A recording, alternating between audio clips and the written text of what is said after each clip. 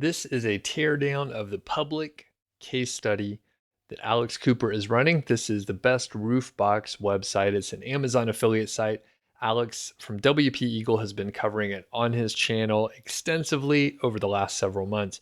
This is a site that's making money. We're going to take a deep look at some of the affiliate content, and we're also going to look at some of the informational content as well. I'm going to critique it and tear it down. By the way, my name is Doug Cunnington, and on this channel, we normally talk about Amazon affiliate marketing, just like this kind of site, SEO, and some productivity. If you like what you see, please subscribe. Check out some other videos as well. By the way, I am going to do a series on Best Roof Box. So if you're just seeing this one video, be sure to check the description because number one, I've interviewed Alex about this site specifically, and there are videos where I talk about the keywords, I look at a brief overview of the homepage, and so on. So be sure to watch the other videos. Since I talked about the homepage previously, I'm going to move on, and we're going to take a look at the About page first, and then we're going to look at a specific buying guide. So on the About page, I think this is kind of an important page. Alex has a video here right off the bat, and I'm not going to play it here, but you could have a look. You could clearly see it's about roof boxes, so you can see that. That's great. And there's a little call to action to go ahead and subscribe to the channel. So that's interesting. As we look here, you see that number one, it's formatted well. So without reading any of the information here, it's not a huge wall of text. There are some rich formatting. This is an unordered list right here. That's an unordered list, which is good to break up the text, and a picture of the lovely Alex down there, the website editor. So you can see just, again, it visually looks pleasing.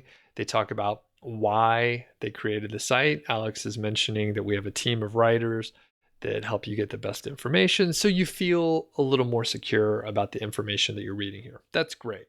He's also linking to a few of the sort of important pages on the site, different sort of boxes for different uses, and some how-to information. So if Alex reaches out to, say, a fellow blogger, maybe it's a travel blogger, something like that, and says, hey, maybe we could work together, the travel blogger may go to bestroofbox.com, check out the About page to make sure Alex is a nice dude. Nobody wants to work with someone who seems sort of shady or dodgy. So that's why the About page is important for networking and to bring authenticity to your site. Alex has done a fine job here, so no complaints. I think Alex has been around the block, so he knows how to create such a page. Let's go back and look at a different article than we have before, and let's check out a buying guide. Let's go into the Thule Ultimate Accessories Guide. So number one off the bat, I don't love a sidebar. I mentioned this in another video. I don't love sidebars because I want the content to be in the forefront. I don't want to distract someone from it with an ad over here. I don't want to distract them to click over to another article, and generally it's not helpful. All right, that's my stance on it. If you're putting ads over there, then maybe you need to have a sidebar to put ads. But that's my take. I'd rather have content just in the center and let that content shine. No distractions. Quick note, you'll see that Alex has a buying guides page here. And then this is what looks to be a child page. So there's a little bit of a hierarchy thing happening here. I like that. I think it's a good thing to do. Some people may call this a silo. Some people may call it a content cluster, but generally you could just see in the URL structure, this page is organized underneath the buying guide section. From a hierarchy perspective, it is clear, and I like doing that. Number one thing we see here, and I'm going to point it out, Alex is disclosing the fact that he is an affiliate. That is very important. If you want to adhere to Amazon's operating agreement, then you need to do that.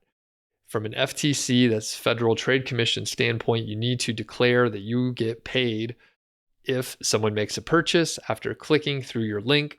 Alex has that here, and you need to have it before any affiliate links. As we scroll down, we see this nice, what seems to be a pinnable image right here. So that's great. Someone may pin this. It'll show up on Pinterest. potentially Alex will get some traffic that way. Now, we see there's quite a lot of text here. I would maybe make these paragraphs a little bit shorter just from a readability perspective. A lot of people are on mobile phones. A lot of people are on other tablets or just poor like screen width, small screen width. So I like to have shorter paragraphs just in general. Sometimes they're only one sentence. One thing I want to point out here, so Alex doesn't have a call to action early on here. All right. So this is an ultimate guide to accessories, and those are products that a person would buy. There's no early call to action. There must be 200 words here, something like that. I mean, this is a good chunk of text. There's no affiliate link here. So I would definitely have an affiliate link somewhere in here. If you look at the Wirecutter, for example, you'll see almost 100% of the time they have a link early on. It allows people that are in a hurry just to head over to Amazon and make a purchase. Additionally, Alex did a good thing here, but I want to tweak it. So he links over to roof boxes for something like rooftop carriers as the anchor text, and he's linking over to carrier systems. Same brand, so it's Thule, however you say that. And the problem is someone came here to learn about accessories. And if you interlink, which is a good thing, but you do it too early, you don't want someone with ADD to end up deep into your site. They get distracted. They forgot what they were looking for. And then they think, oh, shoot, I have to stop my break from work and get back to work here. And then they never actually click your affiliate link. So don't distract people. I would put those internal links in the second half of the article. Just a rule of thumb. You don't have to follow it exactly, but my take is you don't want to distract people before they're getting into the meat of it. Moving on, table of contents is good. I like this table of contents because it's not too long. It does look to be like there's some sort of duplicate number situation here. I don't know why it's 6.6 point. That makes no sense to me. Obviously some sort of issue here.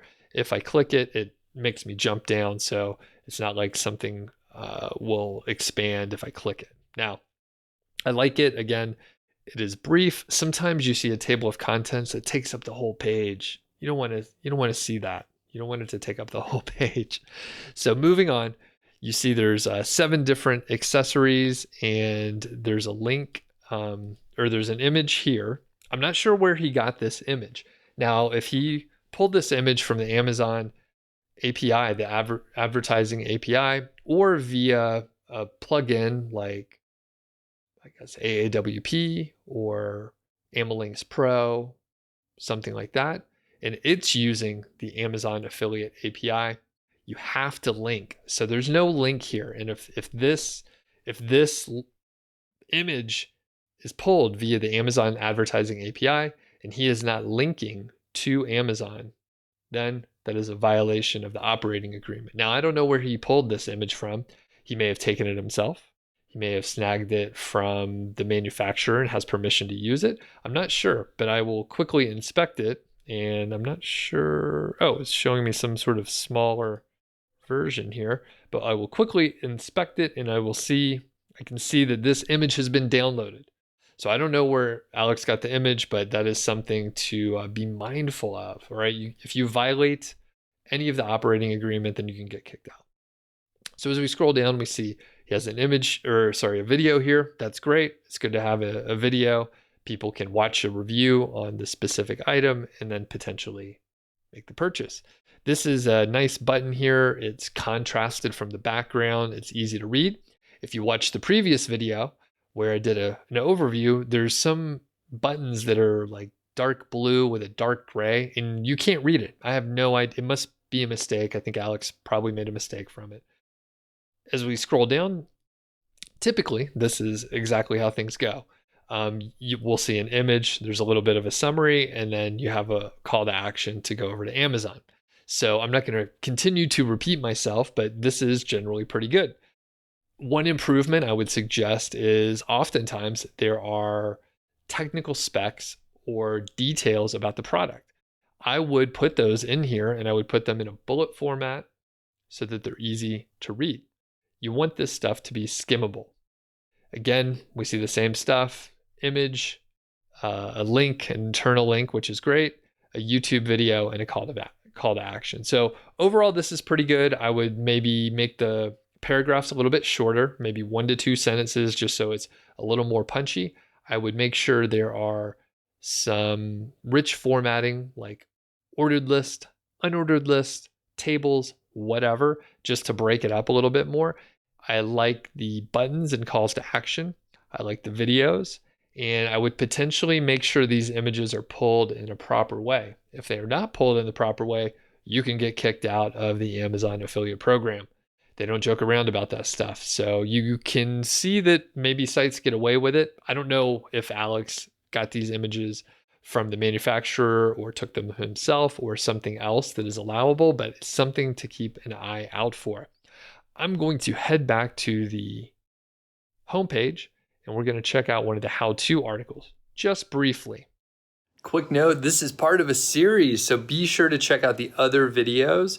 I tear down other sites. I go into keyword research and go deep into the details. So please check out the other videos in the playlist. Subscribe to the channel if you dig these sort of topics. And you can also download keywords from the sites that I'm tearing down. If you head over to my site, there's a link in the description and you'll be able to see a little bit more detail on all these sites too. So it's important to have how-to articles or informational articles on your website so that there's a good balance of content. You don't want to have just affiliate content. We see here a nice image. We have a nice pinnable image. Here, it's less concerning to me to have internal links where maybe it distracts people from the reason they're here, but it's definitely related. Now, one thing I just noticed from a just typography or typography situation here, this line is sort of on top of the previous line. So there needs to be a little bit more spacing. I'm no designer, but I'm sure Alex would agree with that. So a little nitpick on that. As we scroll down, we see the great table of contents. Again, I like the brevity, but I don't like the double numbers. Obviously some sort of a typo. What we'll see here is Alex has wisely, I thought this was a pure informational kind of post, but it looks to be affiliate related. So there's products, there's hairstyling products, there's snacks. So there are many products here that can be recommended. And this is a good way to do it. So what not to take on your family vacation. So you're mentioning, it seems like it's going to be a how-to article, but Alex is able to recommend products that seem like you would want to bring them on a road trip. So this is a great way to approach it. Now, before I sign off here, I'm going to mention you can download the keywords that this website is ranking for. I pulled a report.